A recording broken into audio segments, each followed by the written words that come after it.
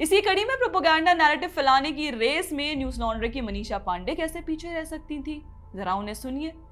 Virendra Hegde Dharmasthala temple के head, Rajya Sabha MP हैं. He's a powerful political figure. His brother Harshendra Kumar approached the court and got an ex parte injunction. The court in all its wisdom said, हटा दो, injunction granted.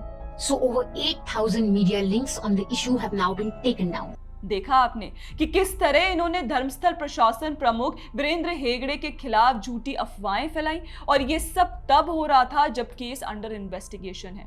क्या इन YouTubers और पत्रकारों को कहीं से फंडिंग मिल रही थी ऐसा झूठा नैरेटिव फैलाकर एक धर्मस्थल को बदनाम करने की? देखिए, इस पर हम बिना किसी प्रूफ के कोई टिप्पणी नहीं कर सकते, पर हाँ, इसको लेकर आशंका जताई गई उडुपी MP कोटा श्रीनिवासन पुजारी ने। इन्होंने अमित शाह को पत्र लिखकर धर्मस्थल के खिलाफ दुर्भावनापूर्ण खबरें फैलाने वाले यूट्यूबर्स और व्यक्तियों के फंडिंग की ED जांच की मांग की है। चलिए, ये शायद बाद में पता चले कि क्या इसके पीछे भी कांग्रेसी इकोसिस्टम के और तमाम और केसेस की तरह किसी फॉरेन फंडर का हाथ है या नहीं। बाकी आगे चलते हैं, और जो सवाल मैंने शुरुआत में उठाया था उसे फिर से दोहराना चाहूंगी कि क्या ये सब प्लान था कि ऐसा नैरेटिव चलाकर वहां का कंट्रोल प्रेजेंट में वहां के लोगों से ले लिया जाए। देखिए, कांग्रेस लंबे समय से मंदिर प्रशासन को सरकारी निगरानी में लाने की कोशिश करती रही है।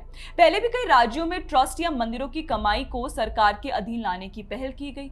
धर्मस्थल जैसा बड़ा मंदिर भी इस एजेंडे का हिस्सा हो सकता है, क्योंकि ये सोचने वाली बात है कि बिना पुख्ता सबूत के SIT नियुक्त करना इस बात का संकेत है कि सरकार को संवैधानिक रूप से मंदिर प्रशासन में एंट्री चाहिए। SIT रिपोर्ट लंबी खींचकर मंदिर को लगातार शक के घेरे में रखा जा सकता है, पर अफसोस मामला आगे बढ़ने से पहले ही एक्सपोज हो गया। और वैसे भी ये कोई नया पैटर्न तो है नहीं। हिंदू रॉन्ग डूइंग को बड़े स्तर पर एम्पलीफाई करना, इंस्टीट्यूशंस और टेम्पल्स को सवालों के घेरे में लाना, और फिर जब सच सामने आ जाए तो हमने सिर्फ सवाल उठाए थे कहकर निकल जाना, ये पहले ही किया जा चुका है। ये लोग ना तो माफी मांगते हैं और ना ही अपनी गलत रिपोर्टिंग की भरपाई करते हैं, लेकिन जनता के मन में एक संदेह का बीज बो देते हैं कि मंदिरों में कुछ तो गड़बड़ है।